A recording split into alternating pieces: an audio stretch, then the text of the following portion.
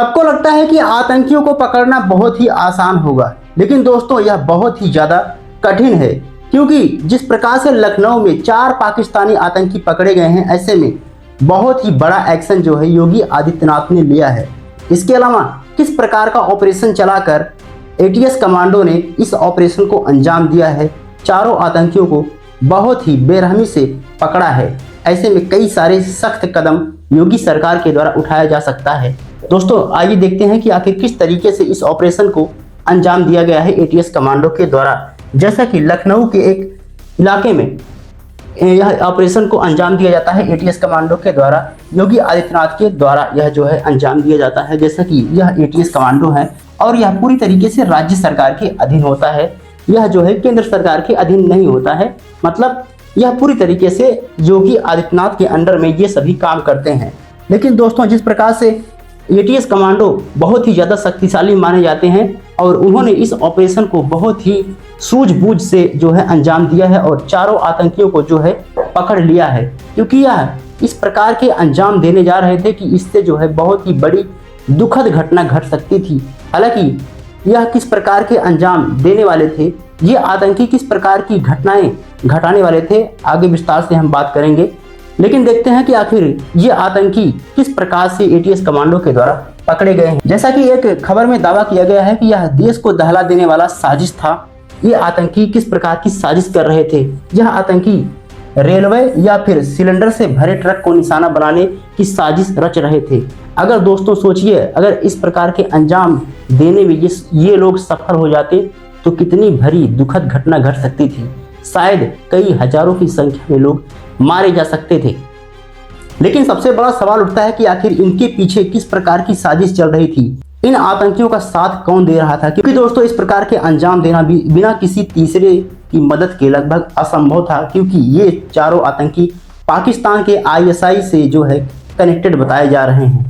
लेकिन दोस्तों आइए देखते हैं कि और क्या कहा जा रहा है। जैसे कि एटीएस कमांडो को कहा जा रहा है कि बहुत बड़ी सफलता मिली है और ये पाकिस्तानी हैंडलर के रूप में काम करते थे। कहने का मतलब दोस्तों ये है कि ये सभी आतंकी जो चारों पकड़े गए हैं, आखिर वो कौन कौन से आतंकी थे, आइए देखने की कोशिश करते हैं।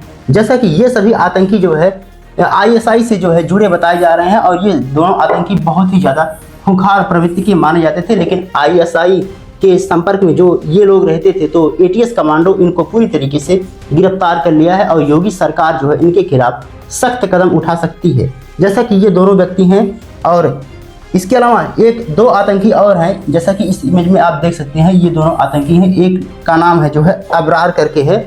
यह जो है आतंकी काफ़ी खूंखार माना जाता था, लेकिन एटीएस कमांडो ने इसको धर दबोचा है। लेकिन दोस्तों आइए देखते हैं कि आखिर किस प्रकार से एटीएस कमांडो ने इस ऑपरेशन को अंजाम दिया है। जैसा कि योगी सरकार ने यह दावा कर दिया है कि यह जिस प्रकार से आतंकियों को जो गिरफ्तार किया गया है उसके खिलाफ जो है कठोर कदम उठाए जाएंगे। जैसा कि ये चारों आतंकियों को आप देख सकते हैं कितने खूंखार प्रवृत्ति के माने जाते हैं। दोस्तों ये देखने में बहुत ही आपको मासूम दिख रहे होंगे, लेकिन ये अंदर से बहुत ही ज़्यादा खूंखार हैं, क्योंकि जिस प्रकार के ऑपरेशन को अंजाम देने के लिए ये चारों आतंकी निकले थे लखनऊ में, गैस को टारगेट करना था इनका या फिर रेलवे प्लेटफॉर्म को टारगेट करना था। तो अगर ऐसे में यह ऑपरेशन जो है सफल हो जाता है इनका, तो बहुत ही बड़ी दुखद घटना घट सकती थी। हालांकि एटीएस कमांडो ने इनको गिरफ्तार कर लिया है और योगी सरकार के हवाले कर दिया गया है। अब योगी सरकार यह फैसला करेगी कि इन पर जो है क्या कदम उठाया जाए, क्या किस प्रकार से इनको सजा दिया जाए, क्योंकि एटीएस कमांडो पूरी तरीके से राज्य सरकार के अधीन होता है, जैसा कि हमने पहले ही बताया। दोस्तों आइए देखते हैं कि आखिर एटीएस कमांडो की खासियत क्या होती है। जैसा कि ये मॉडर्न हथियार के मामले में बहुत ही एडवांस टेक्नोलॉजी से संबंधित जो है इनके पास रिसर्च होता है। मतलब ये पूरी तरीके से एकदम मॉडर्न होते हैं, टेक्नोलॉजी का इनको अच्छा ज्ञान होता है एटीएस कमांडो को।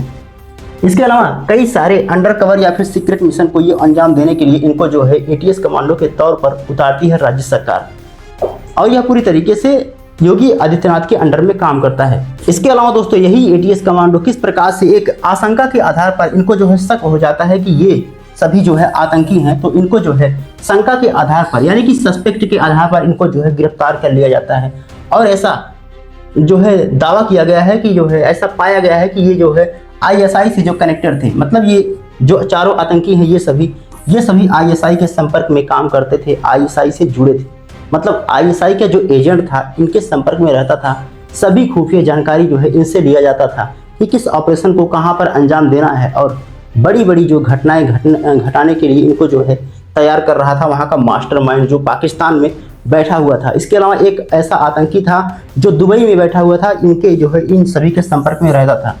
दोस्तों इसके अलावा ये चारों आतंकी एक शॉपिंग मॉल को जो है उड़ाना चाहते थे बम से, और इसके अलावा कई सारे रेलवे को जो है रेलवे स्टेशन को भी उड़ाने की जो है इनकी मंशा थी। मतलब ये पूरी तरीके से तैयार थे ऐसी ऑपरेशन को अंजाम देने के लिए, लेकिन योगी सरकार के एटीएस कमांडो ने इनको पूरी तरीके से धर दबोचा है, अपने अंडर में ले लिया है।